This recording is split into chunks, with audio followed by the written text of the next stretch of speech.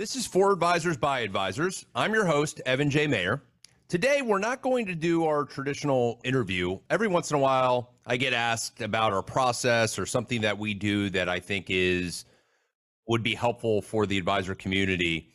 And today, what I wanted to talk about was making sure that you have some educational sheets, basically a pitch book, that when you're sitting down with prospective clients, they can understand what your process is, what investments you like, how you view money, how you view investment management, insurance, or how dividends works. Simple things along those lines. Today, what I wanted to talk a little bit about was making sure that you develop yourself a pitch book. And the pitch book should be something that is ever changing. You may find a slide here or there that you thought is extremely interesting and might want to add it to your playbook. Once every 3 to 5 months, I look at our pitch book and say, maybe I want to make a change here or I want to make a change there. So I think as time goes on, my pitch book is completely evolved. Just as advisors, we grow on a constant basis. You should also grow what you're showing the clients as well. And so I'll share a little bit about how I created a pitch book and how I use it. Keep in mind, dependent upon where you're working, you might have more compliance headaches about creating this. On the independent chassis, it's a lot easier to create what you want to show clients. On the non-independent chassis, it can be a little bit more difficult and you'll have to get it approved through compliance.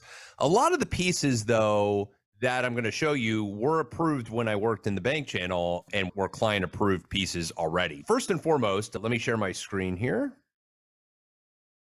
I'm going to share what my pitch book looks like. Just an opening page here that basically shows our name and that this is an educational fact sheet. The first thing, because I happen to be very planning focused with our clients and almost mandate that a financial plan is done, the reason for that is the centerpiece for every investment decision we make. Again, many advisors may disagree that a plan is not needed for everybody, but some sort of plan. It could be if you have a client that's extremely wealthy and is 80 years old, the plan might be more geared towards making sure their estate is titled properly and making sure that you advise them on the things they should be looking for in their estate plan, things along those lines. But this was a nice little chart that I created, which basically just shows from our 20s, 30s, 40s, 50s, and 60s, the ongoing accumulation stages of life. Our first stage, obviously, a lot of times in our 20s, we don't have kids at that point, not married, things along those lines. We're spending money on ourselves. By 30s and 40s and upper 40s, we're now potentially having children. We're spending a lot of money. A lot of clients that come to me at 50 that were referred, sometimes they think they've done the right things. They're not quite sure. I put them in this camp. We want to make sure we're getting the financial house in order per se, and that the focus on the strategies becomes more on the payout stage of life. And that's the important things to be looking at. First and foremost, so that's one of the pages that is in my playbook that I use. Another one I like to use is just what the S&P has done. And if you took your money out during the 10 best days of the market, how that could really impact your rate of return and how the 10 best days normally occur during the 10 worst days. And this is a prime example in this while we're filming this of market volatility and why staying invested is always the right path and not trying to market time. I also show periods of uncertainty. A lot of clients love to say, this is a different time. And I go, there's different times, but there's always a different time in the market. So this just shows all the bad times in the market, bad headline risk per se. I like to show the power of dividends and just how dividends can really impact the portfolio long term. And then this is one of my favorite pieces. This is a money in motion piece that I basically use to show the difference between what we can invest in and then how we can manage that portfolio. Do we want to use portfolio managers like ourselves? Some financial advisors like to use SMA managers or UMA managers, mutual funds, ETFs and indexes, or self-managed. And again, your practice should be geared towards what you feel is most important for clients. I know we have a lot of passive financial advisors out there, so ETF models become key. For those that like the mutual fund reps and the mutual fund programs, they have those.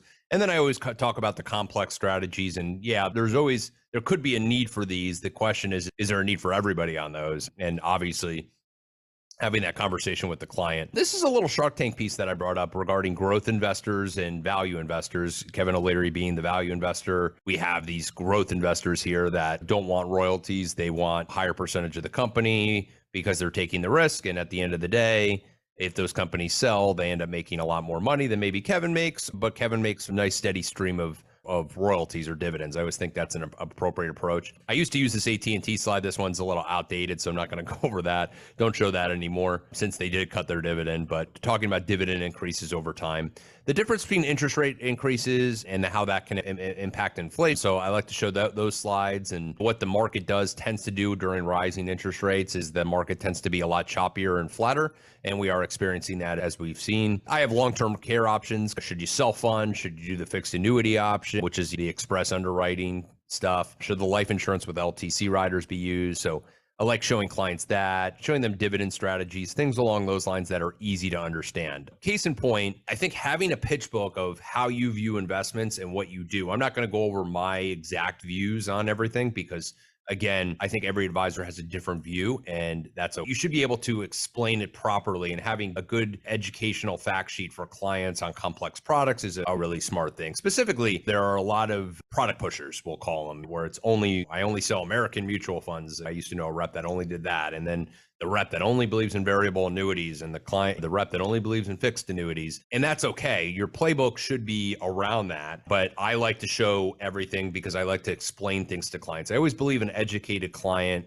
is the best kind of client to have, and somebody that you want to talk to on an ongoing basis because they're educated enough in the investment scenarios that you have. Something along a pitch book should come into play. I also believe a planning packet should come into play, or a packet of what are the next step. That is something we've created here. I will do that in another podcast that maybe you'll find helpful as well, which is just going over our process and how we work with clients ongoing. I think clients like to see that. The more you're transparent, the more you educate clients, the better they're going to be, the better you're going to be with them. And I think at the end of the day, the first thing is having a good pitch book and just making sure that pitch book explains your story and what you believe in. So that's it for this one. Hope you enjoyed it. Just a quick one on an idea and a concept that I think every advisor should implement in their practice in some form or fashion. As always, call me or email me or text me if you have any questions. And I look forward to seeing you on our next one. Talk to you soon.